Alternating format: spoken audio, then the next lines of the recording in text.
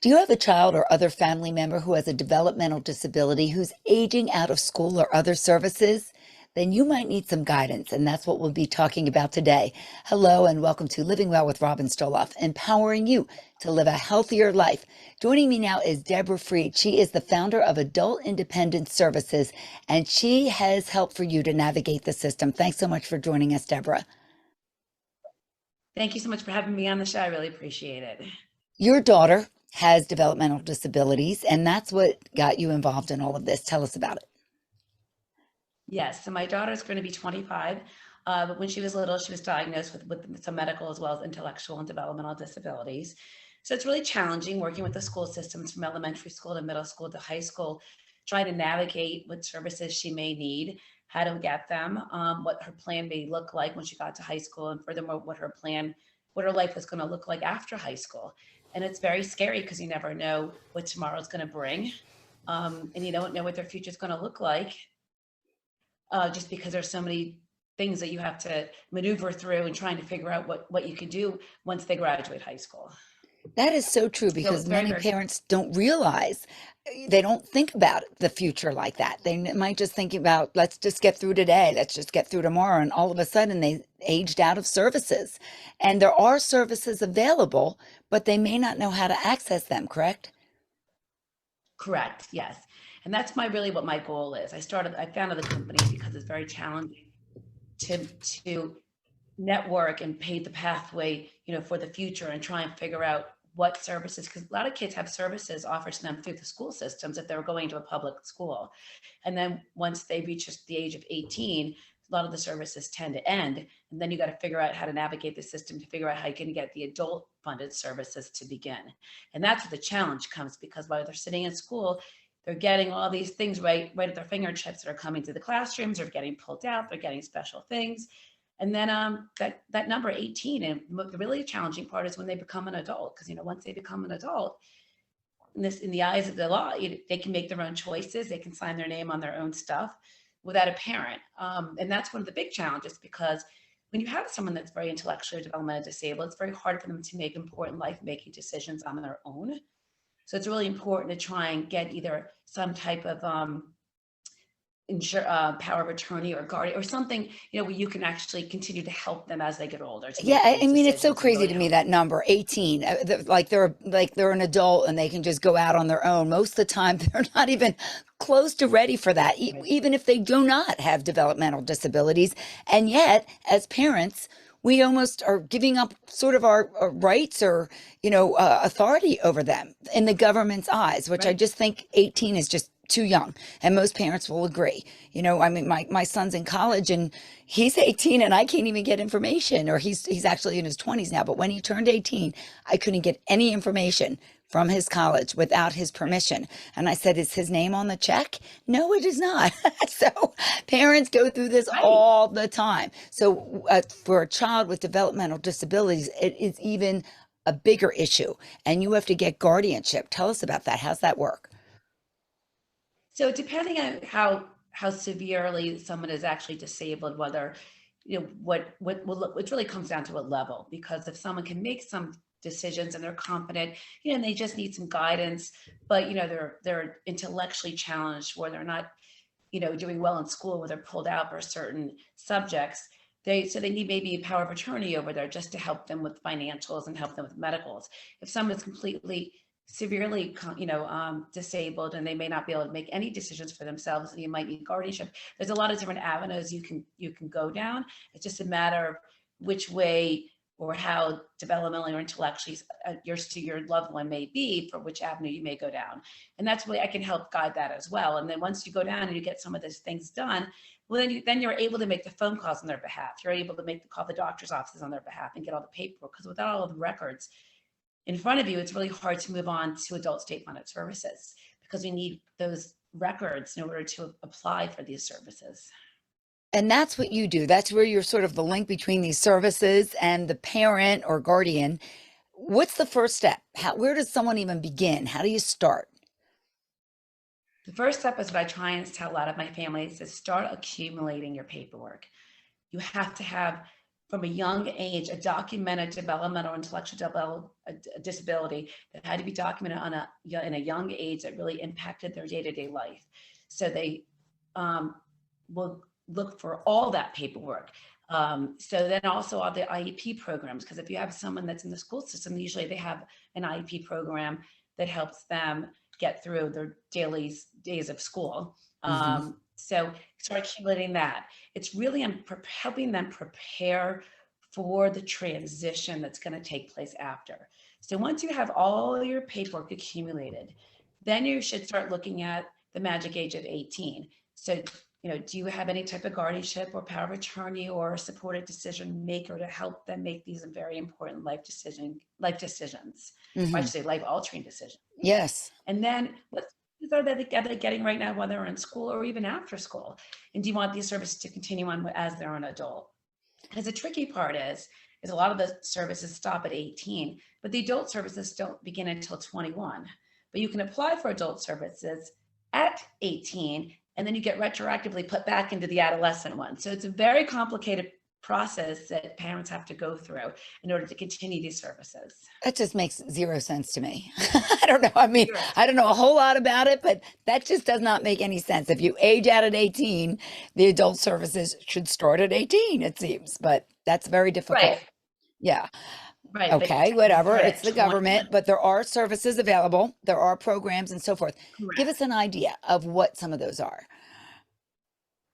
So some of the programs are independent living, or as independent as possible you can live, whether you have a supervised apartment or an apartment where staff comes in 8 to 10 hours a day, or they come in and they just check on you for breakfast, lunch, and dinner.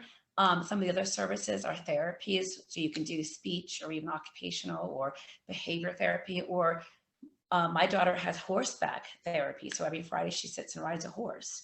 And then some of the other wonderful things are companions. They're around the same age. They come in, they take you out for the day, they'll take you to get your nails done, but they also have life skills teaching, how to manage money, how to pay for your nails or your hair or lunch or breakfast, how much you should leave for a tip, how to figure out what the tip's going to be. So it's really like a sense of empowering our loved ones to feel as independent as they can in the community as an adult. And it's really challenging because you don't think of like that when they're a junior in high school and you're like, I've cried. What's going to happen? What's going Yeah, to of be? What's my course. daughter's life when they leave? Absolutely. But now you can have a job with a job coach, transportation. There's so many you can do learning classes. They do art. You can learn technology skills. There's so many things available. It just takes about thousands of pages. It seems like a paperwork and and a direction to get there, because it's Hmm. all comes down to documentation, making sure you have everything put together, how Yeah. to apply, make it eligible, and then it's all about the verbiage, how you're going to write it down. If you write down you only needed this one day a week, then they may not give it to you. So Yes. they make it Yes. very challenging, but it's extremely rewarding. Well, that is why you are doing what you do, because it is overwhelming. But I have to say, I'm surprised to hear about all these services. That is tremendous that they're available, but you just need to be able to access them. And without the proper documentation, as you said, you're not going anywhere with this. You really need to make sure you cross your T's and dot your I's with it. So, what do you do when a parent comes to you, or a guardian, they have someone that they're taking care of, and they're just like, I don't know where to begin. How do we start? Now that they've accumulated their paperwork, but you sit down with them and talk about their needs. Yes. So it's a very tricky, there's a lot of steps, I should say, involved in the process. So one of them is when they are adolescents and getting services, you don't need Medicaid, whereas an adult, you actually do need to have Medicaid in order to apply. So one of the challenges, I make sure they accumulate all the paperwork so we know what the exact diagnosis is and what the doctor's office summaries, and every time they go, what the summaries say. And then they really need to figure out if they have all the other pieces of paper, like the criteria they needed, whether it's Medicaid, whether it's a state ID or voter registration card, because they need to have proof that they actually live in the state of New Jersey. So there's a lot of intellectual and developmental loved ones, like my daughter. She didn't have a voter registration card or a state ID because I just didn't think she was ever going to drive. Yeah. So when going through the process, you had to have proof. So it was more than Yes. just a phone bill or, showing them my medical card that that we are parents. So those take steps too, because sometimes, going to the DMV could take hours one day, and Mm-hmm. then applying for Medicaid or Social Security, that could take months. So that's why I'm really trying to kickstart the early planning Yes. process now, Get because, people thinking, while they're in high school. right, because it Yeah. could take months for Mm-hmm. some of the paperwork, And because guardianship too. Isn't that a legal process? You have to go to court? it is a legal process. Power of attorney is not a legal process. So, and in appointing a supported decision maker is also not a legal process. So it really comes down to, the diagnosis of your loved one, and the type of developmental or intellectual disability in which they have will determine which way you go work to help them, for you to become a supported decision maker for them. But it's a process, because you do have paperwork, or sometimes judges are involved or attorneys are involved, or it's just a matter of she's high functioning, but she needs help managing her money and her doctors. So I could appoint, let's say, my sister hypothetically, and say, in writing, I'm going to support, she's going to be my decision maker. So she can now have access to all my doctors and my banking account, so it Mm-hmm. all depends how high or low functioning your loved one is, but will determine which way you go. Now, your message is you're trying to get people to think about this early, even in grade school, if your kid's in grade school, because this documentation is gold. That is the key to getting these services that you need once they've aged out of it. And your uh, goal and your mission is to try to get into the schools and talk to parents, correct? So, what are you Yes. doing with that? So right now, I'm actually working with a couple of high schools right now. Each high school, you need to get board approved. There's a lot of the steps to get involved in order to work with students anyway today. Yes. Just safety concerns and guidelines and laws and stuff like that. So in the meantime, I am working with some of the schools. I try and attend a lot of the support education parent advisory group meetings. That's really sitting down and meeting the parents and, just introducing myself. But I'm doing a lot of outside activities where I have some of the libraries. I've booked many events coming up in the next few months in the Hmm. local libraries around Atlantic County, as well as one of the gymnastic places also is giving me one of their one of the rooms for the day. So we're going to do like an open gym. So I'm trying to get as many parents in Atlantic County as possible, just to come out, and also gives them an opportunity to meet each other. It's great when you have camaraderie and you can advocate for one another. Yes, yes, Really, yes, yes. That's really, really very important because sometimes you feel all alone, especially in this process of trying to help your child and which direction do you turn? It's sometimes so difficult to navigate big government programs. So that's where you come in to help people. And I'm sure that parents have found it rewarding after you've been able to assist them. right. I should kind of break it down. Thank you. To make it more as one step at a time versus handing them an application that's 26 pages long and said, here you go. It's really a lot of step by step, one thing at a time. But now, thank God, working with the schools, the steps can go a little bit slower because they're still in school. It's challenging Yes. when they get out of school, because also the things need to be filed.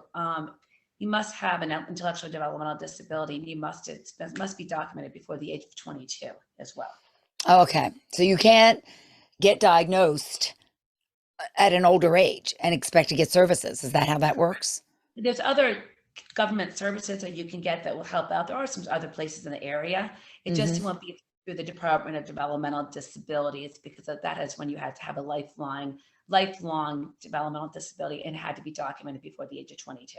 I see. Wow, you know a lot about this stuff because you've done it. You've lived it and you've helped your daughter. And how is she doing now? She's doing really well, thank you. She's got a job, the job coach and therapy and companions. And she just told me today that her agency, the complex, is going to have a huge Halloween party. So they're all going to dress up. So she's going out with all of her friends. And it's Oh, wonderful that she's got camaraderie. She has a life. that's So amazing. Yes, and she's living independently on her own. And that's just amazing because I bet at one time in your life you thought, I'm not sure if that's ever going to happen. but it's very depressing and which causes a lot of anxiety, is they see their friends or their siblings move on with their life, and they go out and get jobs, or they go away to school and they get their licenses, and they're never home. But when you have a child sitting there looking in through a glass house and watching the whole world move on without them, it becomes very challenging and very depressing for them. So right now, when you can get them out and get all these services, they can live their best life, and they can have a sense of self-worth and be as independent as possible. That breaks my heart to hear that, because we all want the best for our children. And I think they may not realize it at a young age, but as they get older, they start to realize that they're different. And different is not always bad. But as you said, when they see everybody else doing all these things that we expect to be the norm at a certain age, all of a sudden they do realize it. And it can probably lead to a lot of depression, a lot of issues, possibly even drug or alcohol use, I'm sure, in some children if it's not taken care of. Right. And it's Yeah. hard, especially it's to balance everything. Don't you wish there was 5 of you or 6 of you so you could be everywhere at one time? Absolutely. Oh, yeah. I don't know if my husband would want any more of me, but someone else telling him to take out the trash. But absolutely. Yeah. Because you do feel like you just don't have enough time as a mom of whether your kid has developmental disabilities or not. Moms, let's face it, I don't want to be sexist, but not much of it still falls on the mother, arranging the doctor appointments and so forth. Not everyone, don't get mad at me, anybody, but many times. Yep. Let's just generalize. It does still Right. fall to the mother. And whether your spouse or your loved one or whoever is, your significant other wants to do it, but sometimes the kids are like, no, we want her to do it. So Yeah, even when you don't, even when they volunteer, they still don't want you. Like yeah. Well, that's true. That is so true. Everybody always wants their mommy, and that's for sure. So, and you are being such a fantastic mom with your daughter and helping other people, and that is just tremendous, Deborah. So, someone's listening or watching, where can they go to find out more? So they can go directly to my website, which is www.adultindependentservices.com. You can always email me at debra.freed@adultindependentservices.com. Or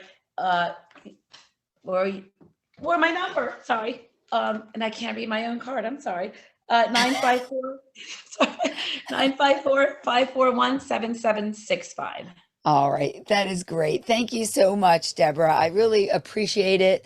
And it's such a valuable, important service that you're providing for people.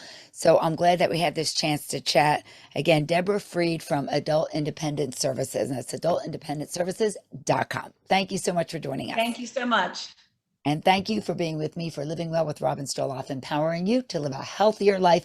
Hope to see you again next time. Until then, keep living well.